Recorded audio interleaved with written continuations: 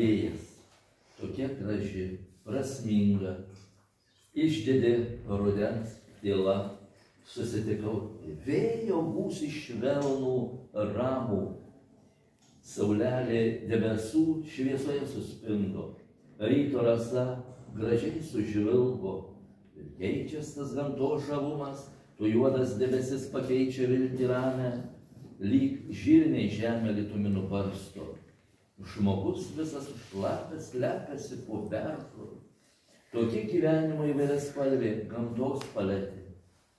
Ir mes, mažoji kūrinijos žmonijos šeimyna, išgyvename nerimą. Kažkur kasdieną tautos pavojingą karą žaidžia. Šeimynose kartose ginčų, rėtenų skirtingų ideologijų verpelių.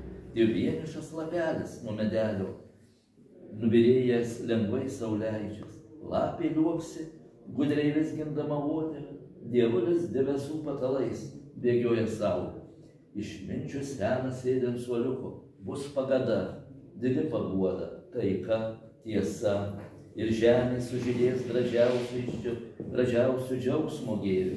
Juk po didelės karybos viesulų audros ateina metas klausytis tylaus rudens vėjelio. Taip ir gyvena žmogus, mokėdamas sutarti su gamta realiais.